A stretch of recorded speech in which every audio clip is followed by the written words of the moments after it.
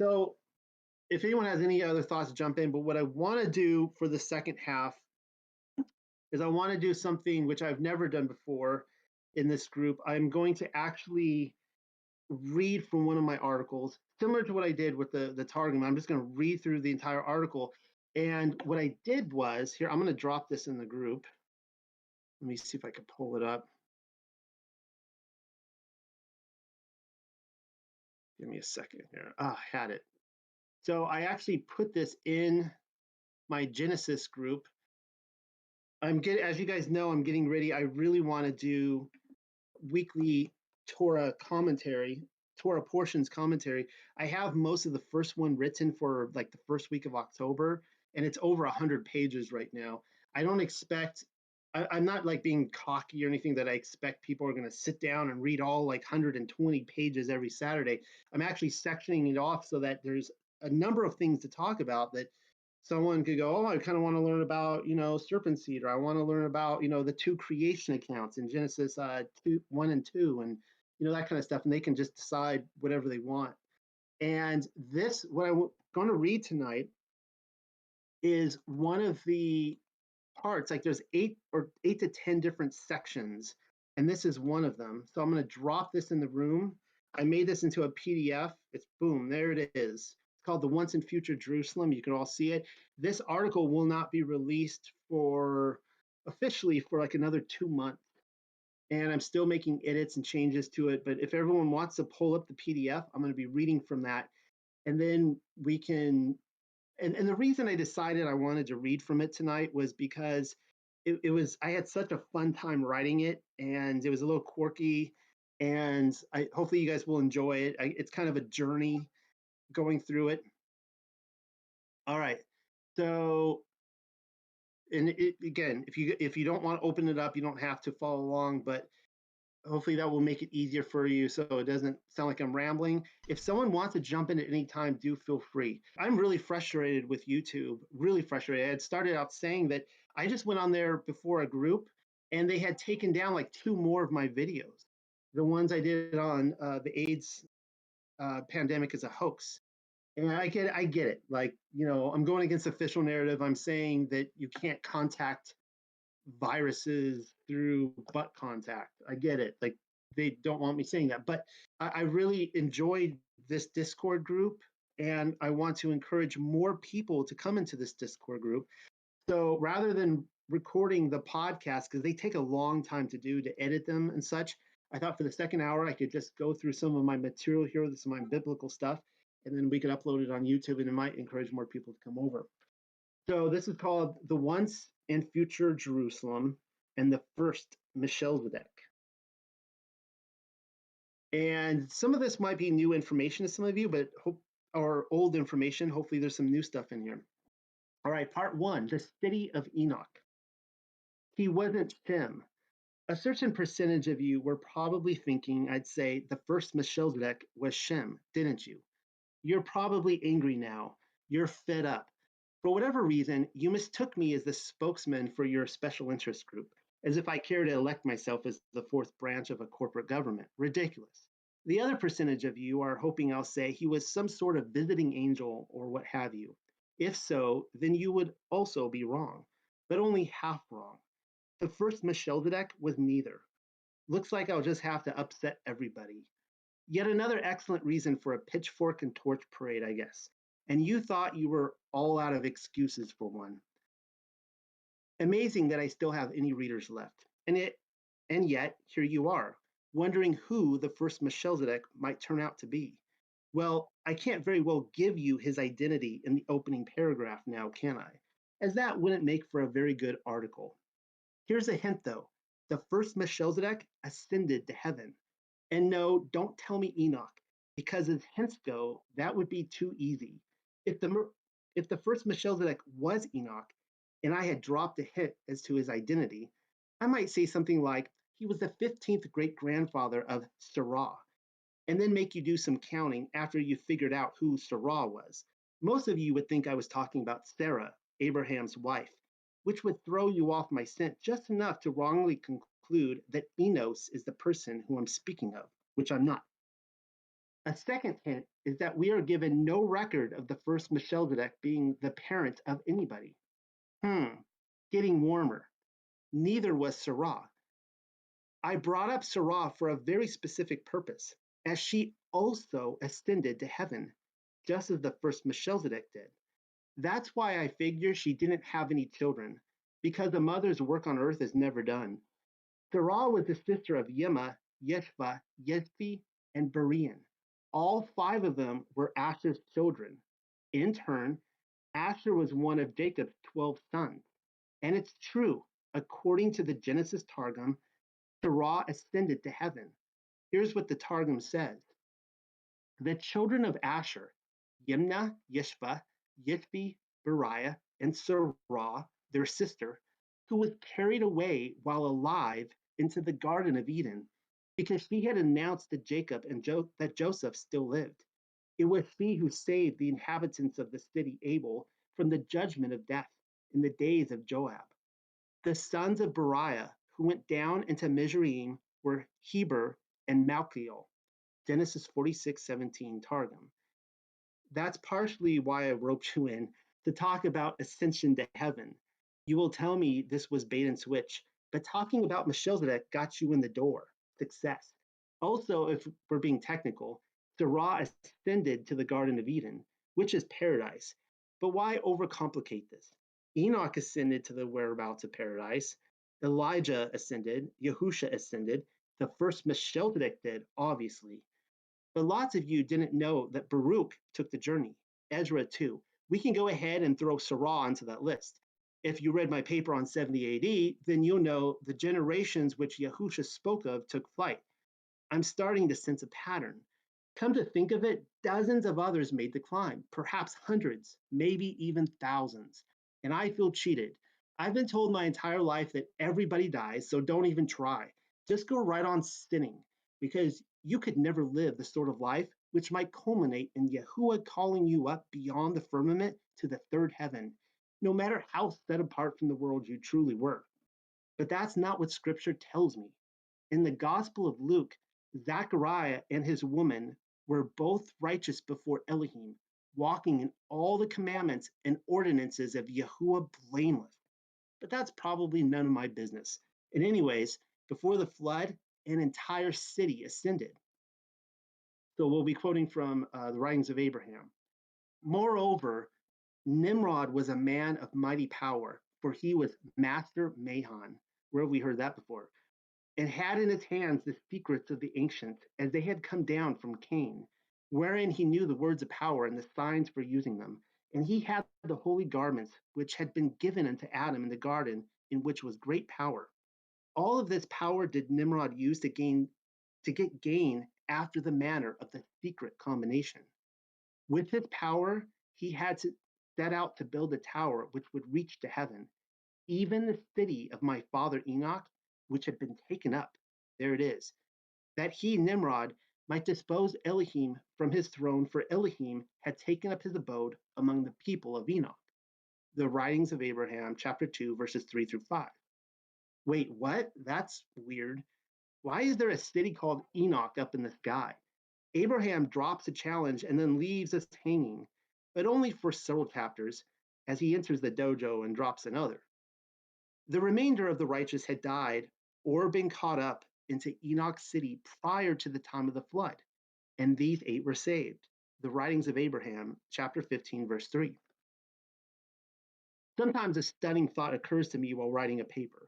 When that happens, a last-minute detour is needed.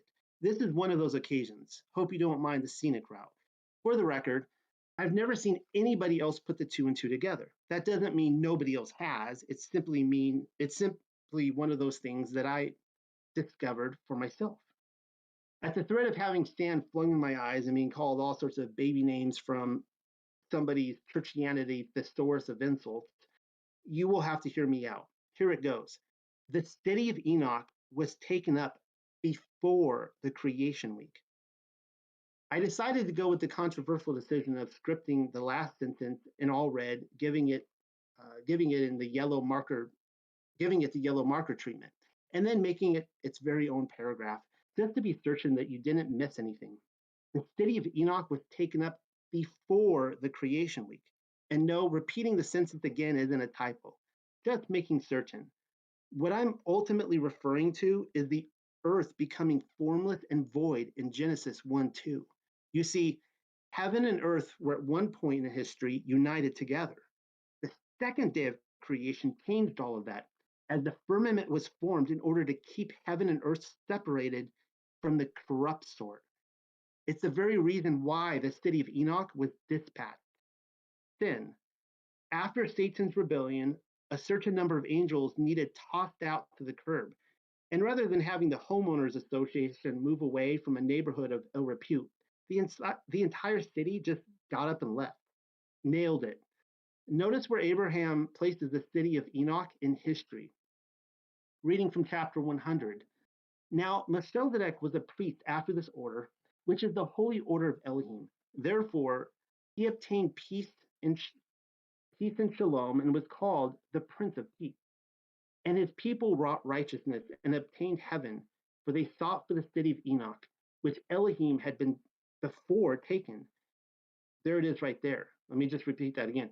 For the city of Enoch, which Elohim had before taken, separating it from the earth, having reserved it until the later days or the end of the world.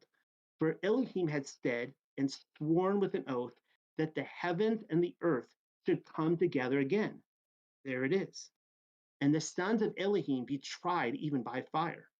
And thus Melchizedek, having established righteousness, was called the king of heaven by his people, or in other words, the king of Shalom. The writings of Abraham, chapter 100, 1 through 4. Abraham has just spelled it out for us. The city of Enoch was once on the earth, but only when heaven and earth were united together. Abraham's purpose is to contrast between the serpent seed cities of Cain and Nimrod on earth with the heavenly inheritance of the set apart ones. And yet, the darkness, however, does not recognize the light, according to Yohanan John 1:5. Consider the following. At that time, Nimrod came and established the city of Ur, which is the city of light, for he retained his determination to build a city to rival the city of Elohim, that the light and power might center in him. The writings of Abraham 2:7. And now contrast Nimrod's city of light with how Abraham, a priest from before the ancient order, perceived it. When I appeared before King Nimrod, he was seated upon his throne in all his glory, but it was darkness to me. The writings of Abraham 39:1. Nimrod was made master mason, or scratch that, master Mahon, through the powers of Satan, and it would only make sense that the prince of darkness would want to reclaim the city he'd once inhabited. Or you can think about it like this. Yahusha, our high priest in the ancient order, has modeled a prayer for us, which is that the kingdom of heaven might be united again with the earth.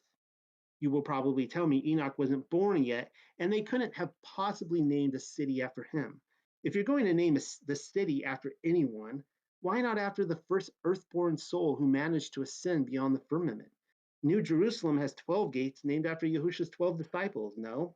Why not name the city after the ancient order's first scribe? Another thing you will tell me is that the writings of Abraham isn't in your Bible, as you just combed this table of contents to be certain. Therefore, I better check myself before I wreck myself again. Seems the Melchizedek literature had a habit of not making the cut. It would be a shame if a certain church council came along and made them uninspired, if you get my drift. If all else fails, call in the scholars. They have such a good recollection of history that they can date anything. Sure, the book of Hebrews somehow secured a reservation, but there's a reason why the clergy rarely preach on it from the pulpit. They don't know how to connect the pieces within the Rome-approved canon.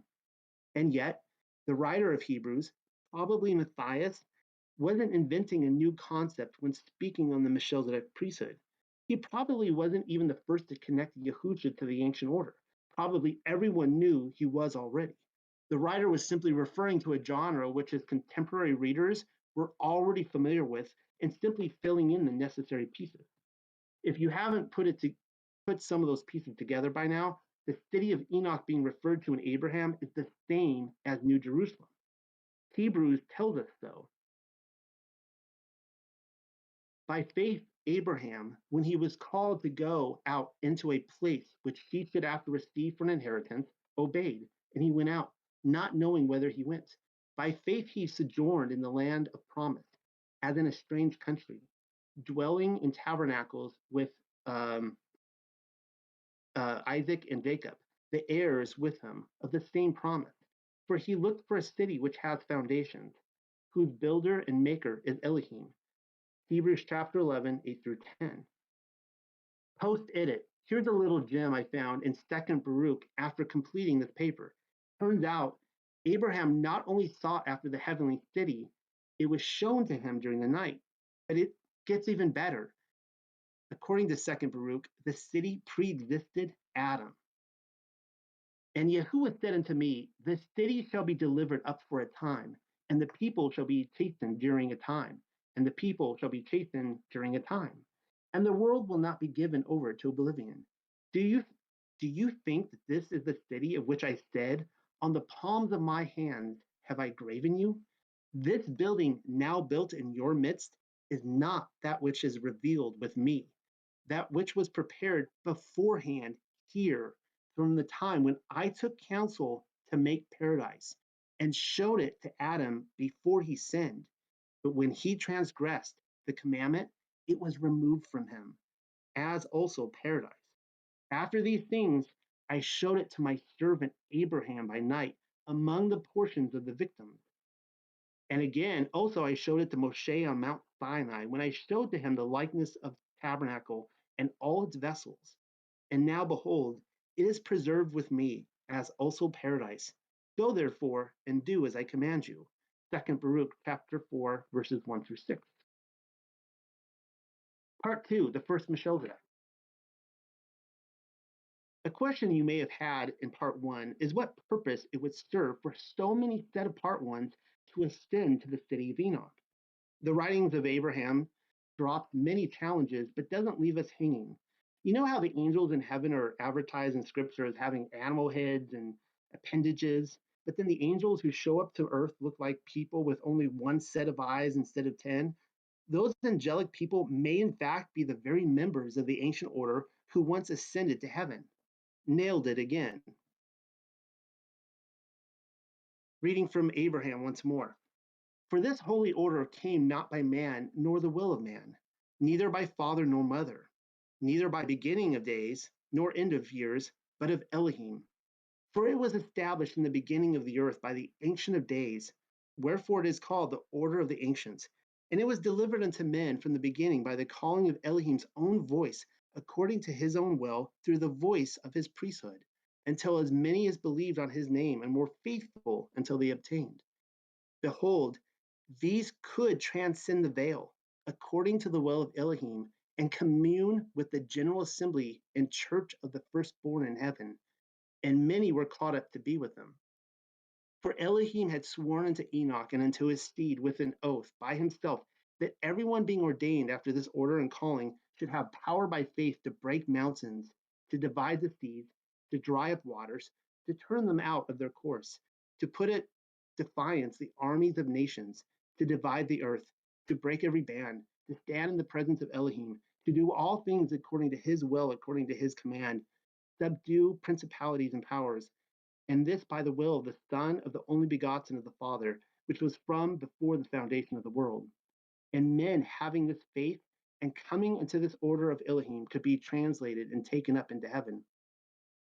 Abraham chapter 98, 3 through 99, 3. Conclusively, members of the Melchizedek order ascended to the heavenly city in order that they might continue the priesthood by communing and serving those on the earth, not dead. You can't say earth people are having communion with the dead and therefore breaking Torah, as a dead person must be exhumed from Sheol. See how Plato came along and had to ruin everything? There are no dead people in paradise. Yahusha, our high priest, including the angels who minister to him, are all living. And they communed with those in the city of Enoch and in the city of Peleg and had access to them and were blessed all their days. Abraham 105. But Noel, you ask, how might members of the order have access to such people? And is one of them in the room with you now? They ministered to Abraham regularly. Elisha saw an entire heavenly army when nobody else could. Come to think about it, Jacob wrestled with one. I would say that's access. Wouldn't you agree? In any ways, the writings of Abraham tells us where the three men who met Abraham at the oak of Mamre came from. It says, 3 months later, Yahuwah sent unto me three of his ministering angels who were holy men of Elohim from the city of Enoch. Abraham 1:14. By the way, those same three angels were the narrators of Jubilee. And on the new moon of the fourth month, we appeared unto Abraham at the oak of Mamre. Jubilees 16:1. But now for the big question. It's the reason you've read this far. Or perhaps all you managed to do is skip ahead and float with the breeze. If so, then you've missed the bombshell paper. Should have fought the temptation. I don't always drop bombs with my breadcrumbs, but when I do, it's a firestorm. Who is the first Melchizedek, and where can I read about him?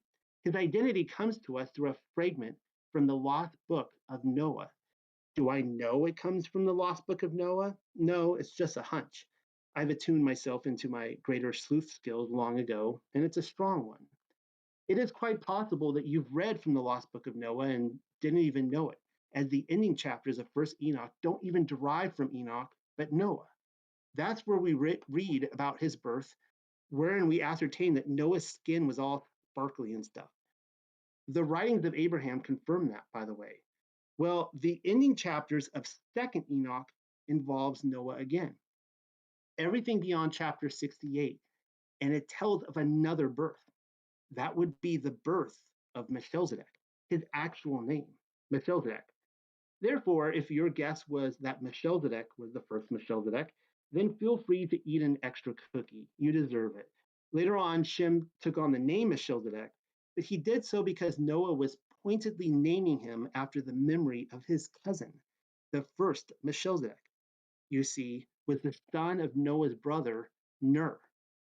Why not just give Shem the surname Enoch if he was indeed a patriarch of the ancient order and the first to ascend to heaven? Simple, because Melchizedek may have ascended to heaven, like Enoch before him, but he was identified by a certain something that not even Enoch managed to do. We have already established by now how dozens, perhaps hundreds, maybe even thousands have managed to ascend to heaven. I told you to read this through and not jump ahead. Well, there's other themes common to the order of the ancients and Messiah, and that is an immaculate conception. Marked it in red again so that nobody misses it. You will immediately tell me that I've just nuked the fridge rather than create a firestorm and single-handedly diminished the importance of the Messiah, as his birth was the only immaculate conception in the history of the world. How so and why? Don't shoot the messenger. Yahushua Messiah comes from the order of Melchizedek, doesn't he? The Roman canon at least confesses to that fact. Yahushua is our high priest and king. You'd think others in his order would share his attributes. Not controversial. That, or Matthias would shy away from naming him a Melchizedek if other writers in the genre had muddied the waters. And besides, even if there are others who were conceived by supernatural means, Messiah is still the word of Yahuwah and firstborn over all creation. Nobody can steal that from him.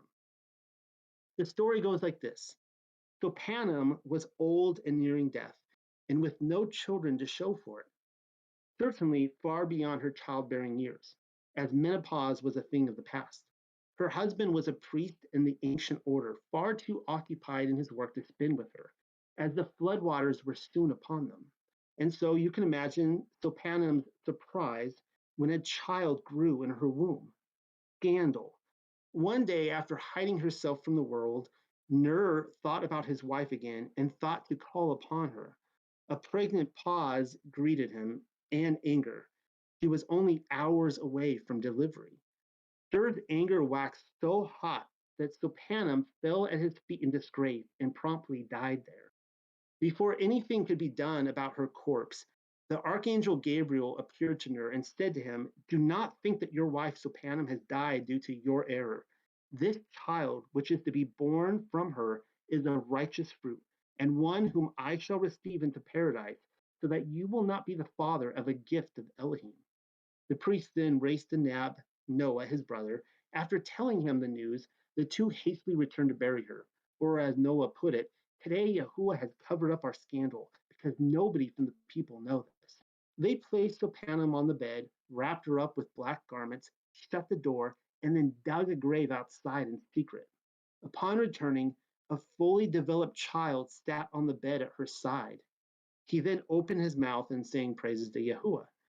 This is from Yahuwah, my brother, Noah said in amazement. Elohim is renewing the priesthood from blood related to us, just as he pleases. The miracle really shouldn't surprise anyone, as the earth had become so corrupt that very few remained among the sons of Seth who were pure in blood. The sons of Cain, as well as the incursion of the Watchers, had contaminated everything. We then read that Gabriel came from Melchizedek after completing his 40 days in Ner's tent, initially believing that Gabriel was a son of Cain, intent on murdering the child. Ner lied as to his whereabouts. In the end, Gabriel convinces Ner of his identity and carried the child to paradise. From Eden, Melchizedek would continue ministering to future generations of the order. All right, guys, that's the end of it. Thanks for hanging in there. There was a lot of information in there, but I was really, when the thought occurred to me that New Jerusalem appears like you can make a case both in Second Baruch lines up with the writings of Abraham, that it was actually on the earth, that it was actually here before it was taken up. I don't know about you guys, but I find that really exciting. Wow. I wanted to stop you so many times. I find it so enlightening and amazing that you were able to pull all of this together. I've read these books and I've read all this stuff, and I haven't had anyone pull this together like you have, Noel. So I really appreciate you writing it out and reading it here. It's got me excited. Discovering these things and not hearing or seeing anyone talk about them like that. So yeah, I didn't want to interrupt because I'd rather you read it all the way through for the recording and everything, straight. And then What was there? Was there anything specific you wanted to talk about? no, everything you've written out here and said is right on with what I've been reading and researching, and it's just so good to hear talking about the city of Enoch was one on your findings and pulling it together, and then Melchizedek. That one's a great one too. Yeah. But others might have some questions here. Well, I've been doing a lot of research on what I call Adamic literature or literature pertaining to Adam.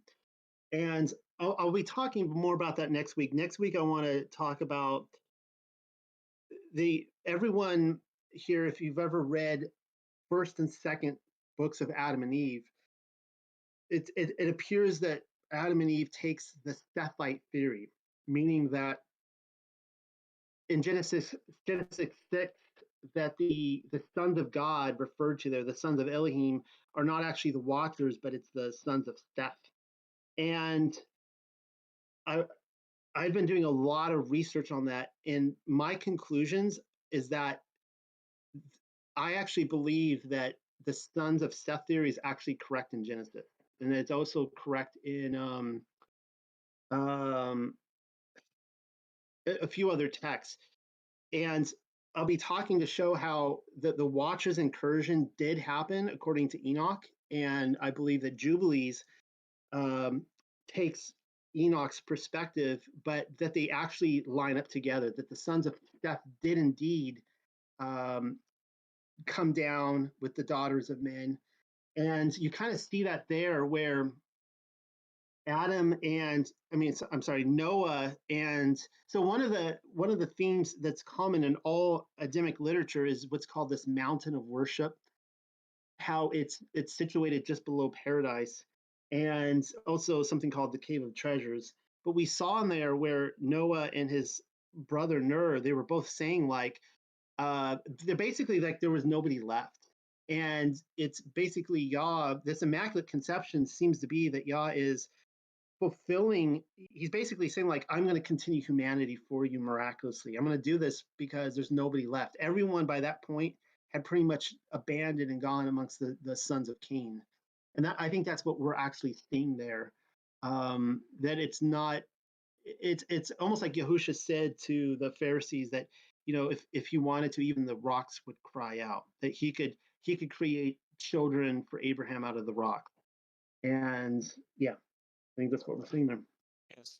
One thing I did want to tie in as you're reading on, it was chapter 99. I think it was the writing's very hammer. I can't remember which one it was, but on page 11, it said, "Behold, these could transcend the veil according to the will of Elohim and commune with the general assembly and church of the firstborn in heaven, and many were caught up to be with them." And then in verse 2, Elohim sworn unto Enoch and unto his seed with an oath by himself, with everyone being ordained after the order and calling, should have power by faith to break mountains. And as you keep reading, it immediately made me think about in the New Testament talking about having faith as a mustard seed.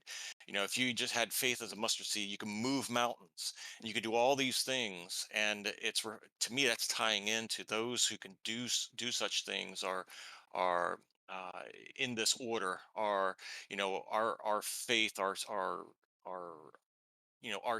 we're part of that seed that can do these things. I just tied that into me. I do find it interesting.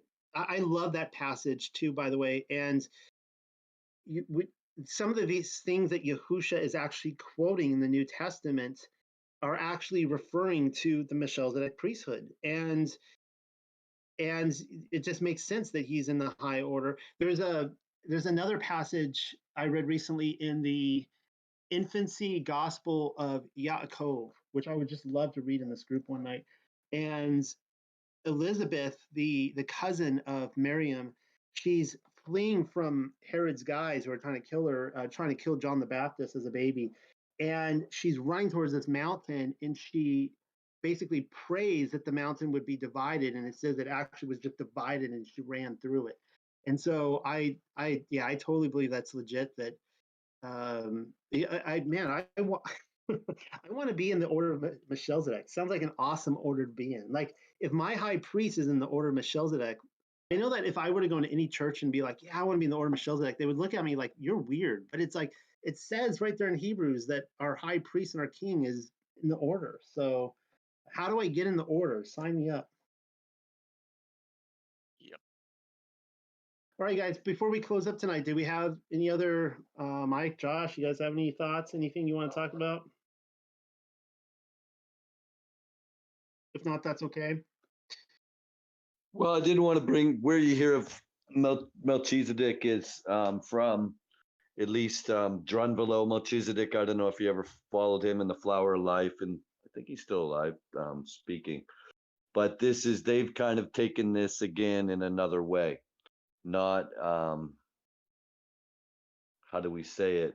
Maybe from this biblical foundation, but connect back to this order in a how do I want to put it, in a spiritual way, but more I think in a Gnostic way. Okay. That it's not necessarily, but there is people today who've taken on that name and try and connect to um, this same order.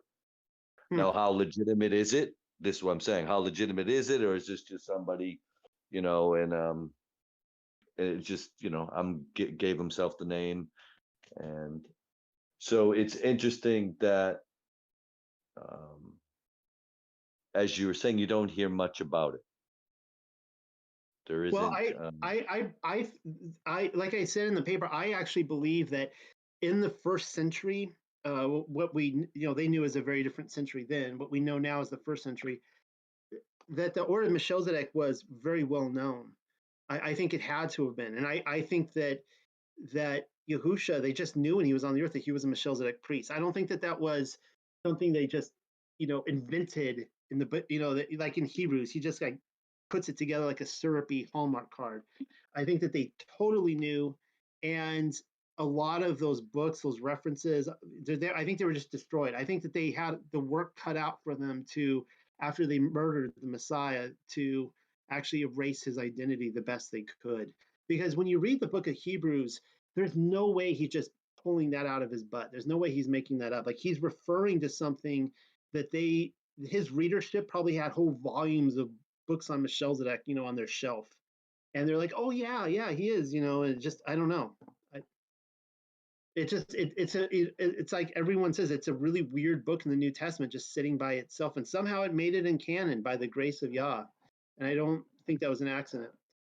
So I always look for whatever literature I could and can on that, and it seems like the people who wrote the Dead Sea Scrolls were really into the Melchizedek order, and yeah. But well, how does this? I was just getting in with how the connection to the future Jerusalem, that the new heaven, new earth, new Jerusalem, that's we could say is upon us. Well, in the mud flood sense in Revelation 20, we see I'm totally into the I don't know what you call it, the pre-Adamic age, that what you see happening in Genesis 1-2 is clearly a recreation account. It has to be. The language use that is there about the chaos, the void, it's the same thing we see happening in Revelation when New Jerusalem comes down. And so and I have another paper on that I'd like to share one night too, about just going through all the scripture, the extra biblical, all the things I found on the fact that it appears like Satan had a part in destroying this old world that caused the reconstruction. I'm on board now with the fact that the firmament was created on the second day, and that he created it in order to keep people out of heaven. All of us, we all had to be kept out of heaven. And by the way, Jubilee says so. There's other books that says so. Jubilee says that all souls were created on the first day. It says all of Yah's creatures on the first day in heaven and earth were all created. And then of course Second Ezra ties that in with how the earth is a womb, and all souls have to come about at their right time. But so New Jerusalem was on the earth, and when we pray on earth as it is in heaven, we're praying for the kingdom of heaven to come down to earth and to be united just as it once was. And it had to be separated, and that's the point of the firmament, is like you see with the Tower of Babel, they wanted to go murder Yah, and I don't know how far humanity can get. That's a big question. Could Yahuwah the Most High actually be murdered? I mean, it's almost an unfathomable thought. But we see in with the Tower of Babel that he's like, anything they put their mind to, they can accomplish. We got to do something about this, and he had to stop it. And so that's the point of our existence here, is he's putting us to the task to be like, if you're going to spend an eternity with me, can I trust you? So this comes back to where we were connecting to Revelation 20, how this talks about certain things that have happened and now taking place, which is to relate it to today, the world, which is kind of Sodom and Gomorrah 2.0. You're going to stay in that city, you're going to stay in that world, you're going to go basically lake of fire. And what is the reason for this is, well, that's happening because also New Jerusalem is coming. And so clean this house. So this kind of goes hand in hand. Like now, it's not just confined to a certain city or cities. It's this way of as it's connected. Like I just want to say, like, you're not doing the will of Yahuwah, you're doing the will of Satan. And it's basically, that's kind of the being presented to us, which is because what comes really strong with this, why is this happening? Because just what I've always been shown is because New Jerusalem. So it's like, I'm not fearing this happening because that's the sign that New Jerusalem is arriving. So it's hallelujah. And yeah, I mean, that's all of our hope. And I was talking with Dave recently, and I think we're both in agreement on this, that there will be many, and this is probably kind of a Paul quote, but there will be many saved as though by fire, right? And that when New Jerusalem does return, it says in Revelation that that like the dogs will be outside. Because why? Because the dogs are an unclean animal. Nothing unclean can go into the city, and there will be many who I believe who will be saved barely, but they may not be capable of entering, and that's where they'll be outside the gates weeping. But they'll still be saved for an eternity out of the Great. grace of Yah. But that's all of our goal, or our hope, is that we could live a life. This goes against everything the church teaches, because the church would say, I'm a heretic for saying that you need to live a virtuous life, because they would say that Jesus has done it for you, and that if you try, then you're going to lose your salvation. But and that's unfortunately, that's Satan talking and convincing everyone. It's tragic, but our hope is that we can live a life that is pleasing to the Most High, that is set apart for the Most High, where we can enter that city and live in eternity with Him. I can't wait. I can't wait till it comes down.